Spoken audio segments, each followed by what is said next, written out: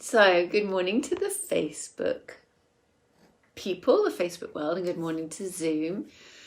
I hope everyone is doing really well on this beautiful Monday morning. So, this week we are diving into Vishuddha Chakra, the chakra of the throat. So, essential oil wise, I quite like working with geranium. I've got a Tisserand geranium here. I think geranium's a really great one for the throat, because I think of geranium as Maya Angelou, a little bit of a outspoken woman. That's the energy of that oil for me.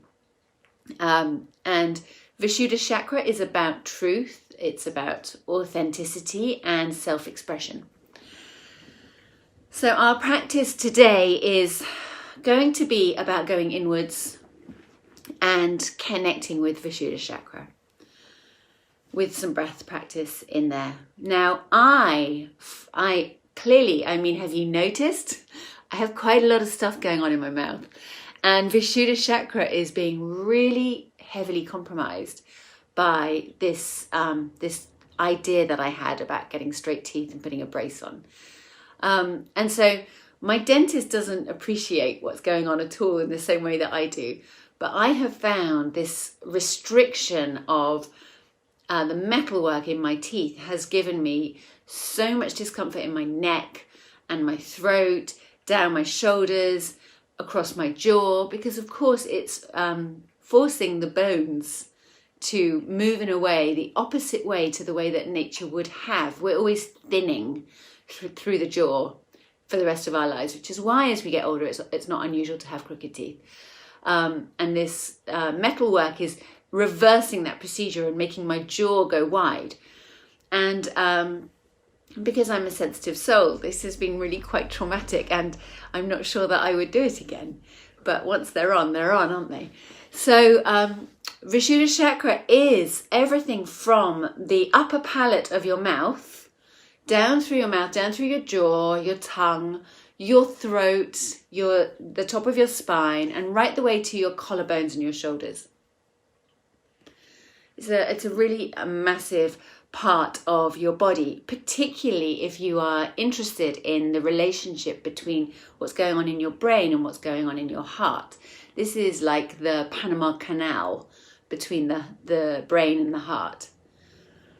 So energetically, it's extraordinarily sensitive and vulnerable. Also physically, it has the most mobility of the spine. So most of the vertebrae work to let you go forwards and back and side to side. But what you have here in your neck, of course, is this extraordinary circular ability. If you just gently start to feel into your neck, there's nowhere else on your spine that has this amazing amount of mobility. And that's because C1, C2 are a different shape to the other vertebrae in the spine. And you have, so they're very delicate, and they're supported by tiny, tiny muscles that move in all directions. So they're almost horizontal, vertical, and diagonal. You have glands. It's the place that you feel your glands go up, isn't it? When you're poorly, you would feel here your throat. And you have masses of glands because you've got your mouth, your nose, and your ears and your eyes all coming into this area. So a lot of external bacteria and germs comes through this part of your body and goes straight into the upper palate and the throat. So the glands here are a massive purification center to protect you. So maybe just bring your fingers up and feel around your neck, and you might be able to sense the glandular activity going on. You have arteries, like one of the biggest arteries in your body going through your neck, because it's taking blood to your brain, and your brain is really bloodthirsty. It has so much requirement for oxygen and blood. And so there's this huge amount of blood moving in and out of this area. And you have nerves, massive amounts of nerves going from the all parts of the brain, but in particular the limbic brain, the processing of how safe you are, coming through the vagus nerve. And so can you imagine this extraordinary compact area of your body physically? And if you see someone go into fight and flight, we have this incredible primal reaction, which is to go, and that is, so shoulders up, head back. That is a real kind of, oh my God, I don't like this situation going on in your body. So we used to be quadrupeds. And if you've ever seen a predator attack a quadruped, they go for the back of the neck. Have you seen that? If you've got a cat or a dog and they go into a fight, they go for the back of the neck. So we still have that response. It's an echo of our origins, our blueprint. I mean, I just love that. I love that we think we are this one life in this one story, this one narrative. And then you've got these echoes and memories of many hundreds of thousands of lifetimes ago still in our DNA. And this response is one of those. And then, of course, we are now going into this this period of time where our heads are constantly forwards looking at phones. If you go for a walk, most people aren't walking looking around. Most people are walking looking at their phone. So it's adaptable, and it's an incredible space physically and emotionally. So Manipura chakra and Vishuddha chakra are very linked to one another. Manipura is the determination and will, and then Vishuddha is the expression of that will. They work together. And so that, anything else I wanted to say on that? Ah, yes, the upper palate of your mouth. If you press your tongue into the upper palate of your mouth and just feel around there is a midline in the upper palate. It's quite helpful for bringing you back to the midline of your body.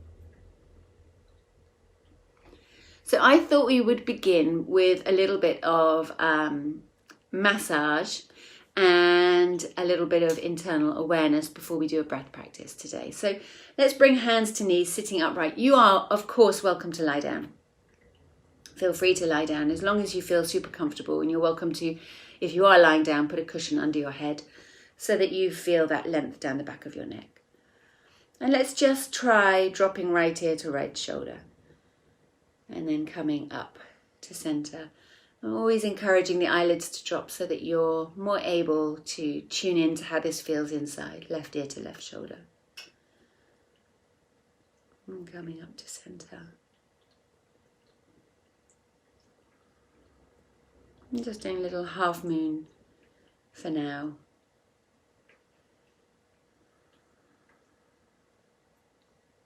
And taking shoulders up towards ears and rolling them back and down. And wriggling any way that feels good.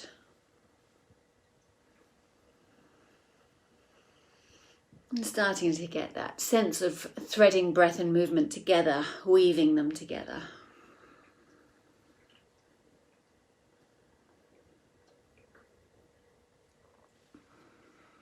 And with your eyelids down, pause for a moment and take your awareness to the skin across your face. So we're going to encourage a sensation of spaciousness, a gentleness. So just feel how the skin is wrapped around the head and the face and the neck, and how soft and forgiving and adapting that skin is. Each pore of the skin is in fact a way that we breathe, a way that we communicate. If you've ever blushed, you know how responsive the skin of your face is to the way that you feel, your emotions. And the skin being the largest organ of the body, very active.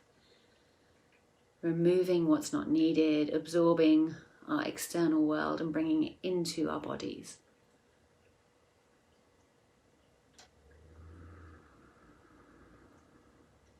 A moment of recognition and sensory reconnection with our skin. Allow your lips to soften. And maybe let the lips be very slightly apart. And the same with the teeth. allowing them to be slightly apart at the molars.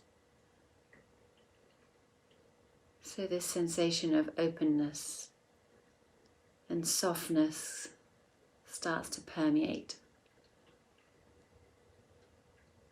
through the tongue, maybe dropping the tongue down to the bottom of the oral cavity, letting your tongue lie in Shavasana in your mouth.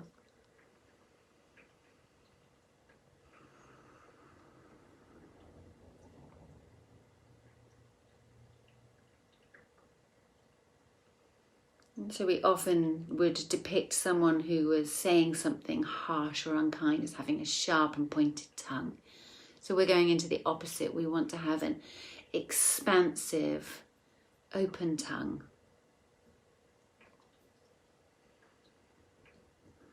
And bringing your fingertips up to your jaw and just start to feel around the jawbone where it meets the skull.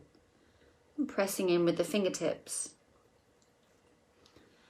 So you often see people who are tense have this sort of flickering muscle here in the jaw. And if you gently open and close your mouth, you get to, well, certainly for myself, there is extraordinary amounts of tension and neurosis pocketed away in my jaw. And just doing little circles with the fingertips, you can start to release that. You might even start to feel that relationship with your ear, the space of your ear as you massage there. You can come down the jawline and start to even massage around the lips and below the nose, maybe around the nose.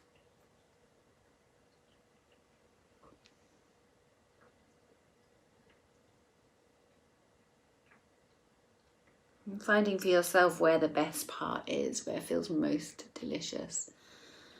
I love it when you come up to that jaw part where you connect in with the ear, maybe even going all the way up to the ear space.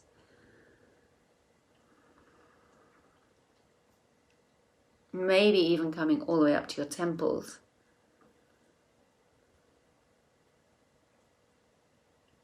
And then around the back of your ears.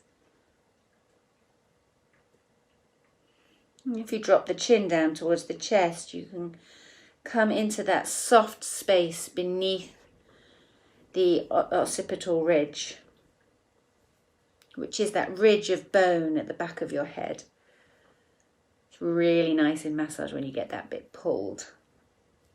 If you can feel into the muscles here and the tendons around the back of the throat, the back of the neck. Maybe working your way up to that occipital rib. See if you can feel where it is for you. And see if you can find any tenderness or areas that are loving where you're pressing, and hang out there. Hang out in the places that you love. Little circles. And coming back down the back of the neck again. And then going really with a light touch down the side of the throat and up beneath the jaw. Very light touch, but this is such a sensitive area. And then coming down to the collarbones. You might want to do gentle tapping along the collarbones and the breastplate.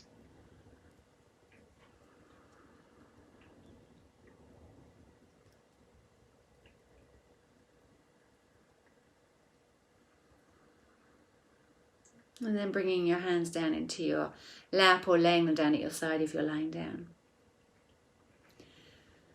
And trying to bring a bit of recalibration in as you find your midline. So we have 3 sets of heels in the body. You've got the heels of your feet, you've got the heels of your sitting bones, and you've got the heels of the skull, which sit on the atlas bone, the C1.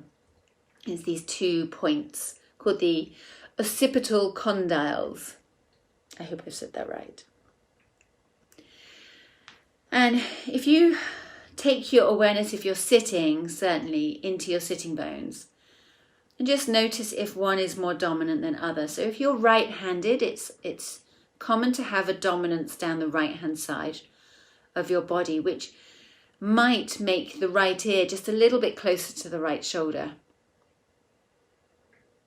And it might make a little bit more tension down the right-hand side of the body as the muscles are stronger and less lean. And then noticing the left-hand side of your body, how that feels. So the reverse would be true if you were left-handed. Seeing for yourself if there is any dominance.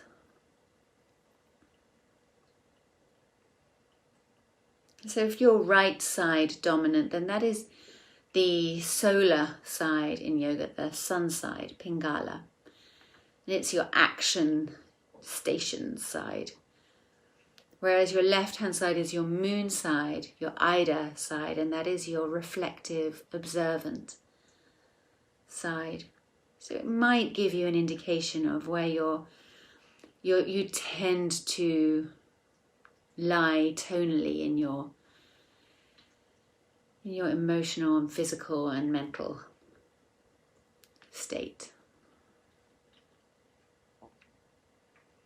Try pressing the right sitting bone down and see if you can lift the right hand side or the right heel of the skull up. And then come back to center and do the same left hand side. So press the left sitting bone down and lift up through the left hand side of the skull. And then come back to neutral. And do that a couple of times on each side. And perhaps one side feels a little bit more constricted than the other, or perhaps it doesn't.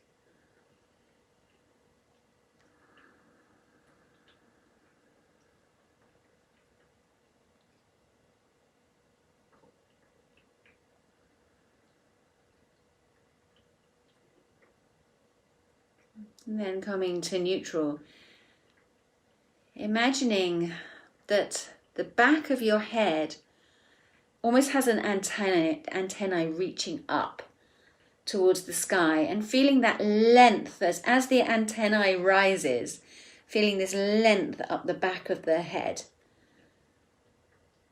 As the chin very gently tucks. It's nothing, these are subtle movements, there's nothing huge about it. It may not even be visible, but there's an energetic shift as we come into balance through Vishuddha Chakra.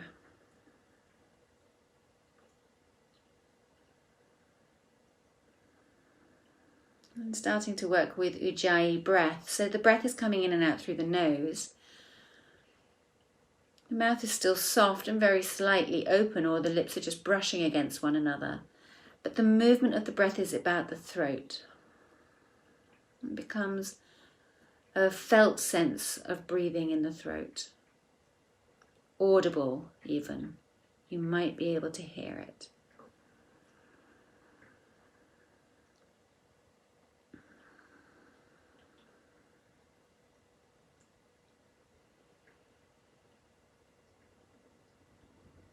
So the Yoga Sutras talk about right speech and right listening. There's coming into a place of balance, and that's both an external right speech and right listening, and an internal, the words that we're saying to ourselves, the dialogue that's continually rolling on inside of ourselves, and what we're listening to, the filter of that dialogue, what we're taking from it and what we're ignoring.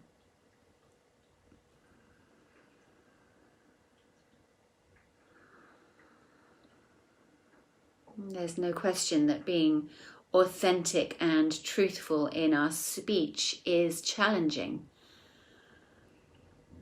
To allow our spoken word to be absolutely honest, rather than adapting what we say to please and remain safe and people please and keep the peace. It takes quite huge amounts of courage, and to feel comfortable expressing our emotions, how we really truly feel, is very challenging. In some cultures more than others. But we have expressions of being tongue-tied, being choked up, staying mum, being gagged. We get a lump in our throat, we blush, the blood rushes to our face. You think of a puppy, and when they're pleased to see you, how their whole body moves, their tail wags, and there's literally nothing they can do to hide the fact that they're thrilled to see you. We're not quite the same as humans, are we?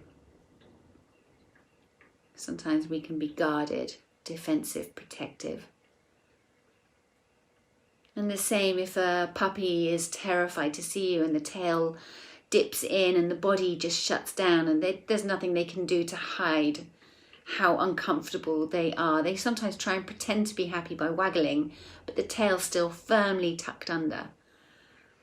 And as humans, it's more about putting on bravado, putting on a face, trying to hide how scared we are or threatened. So we're extraordinarily complex, the way that we express ourselves and the way that we try to lie about how we're feeling for self-preservation, for safety.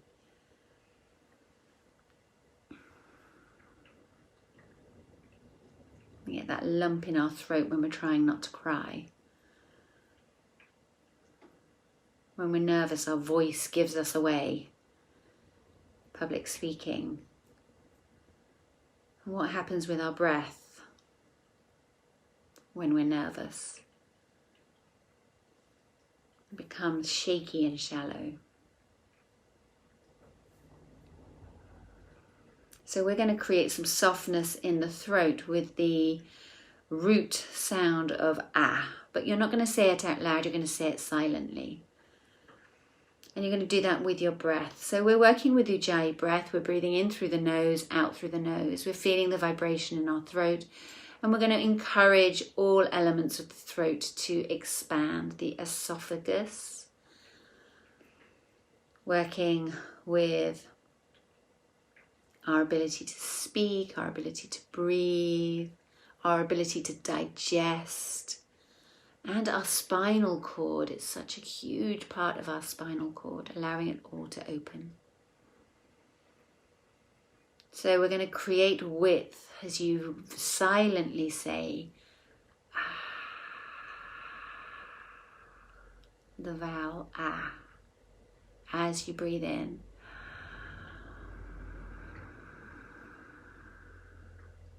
And as you breathe out.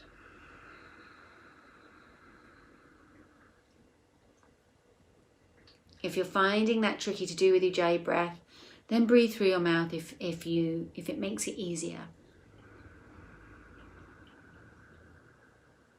Finding the vowel ah.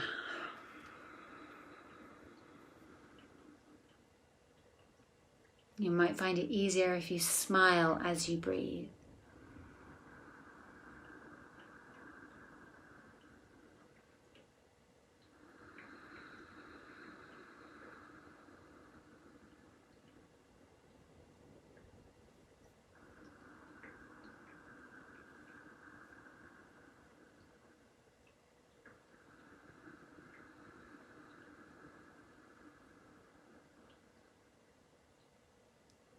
Softness,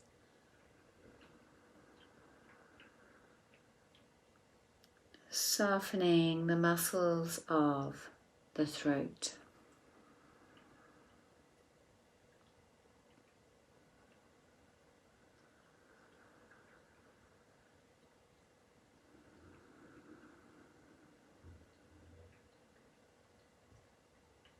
Keeping the softness in the tongue.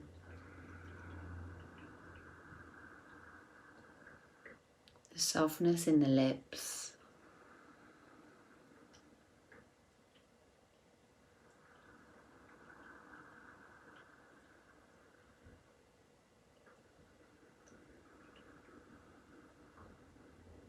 allowing ah to be the vibration that moves through the jaw.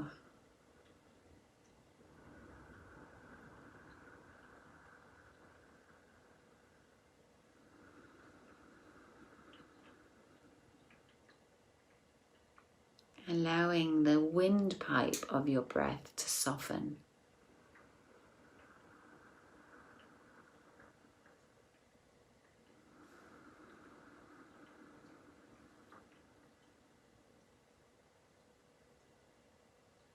The vocal cords to relax.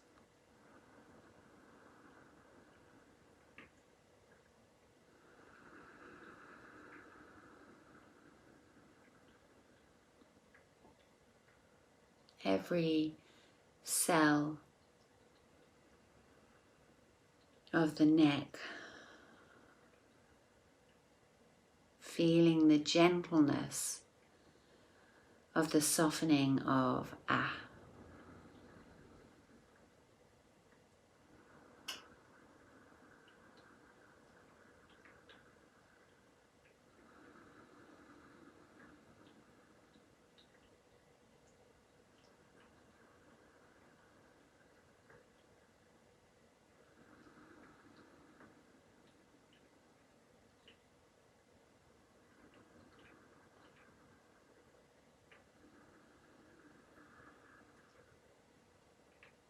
So the mantra Om is the most widely acknowledged mantra of yoga. And it's made up of 3 root sounds. The first is ah, and this represents creation. The second is U, and this, the letter U, this represents maintenance. And the third is letter M, and this is destruction. So it's Aum is the reality of Om, A-U-M. And so we're going to close with that mantra, going through all 3 phases, maybe bringing one hand to your heart, one hand to your sternum, taking a deep breath in, exhaling Aum.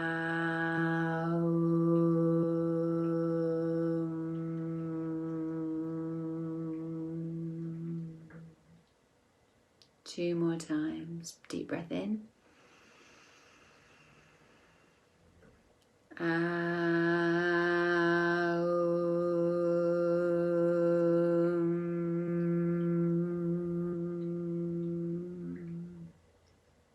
Final time.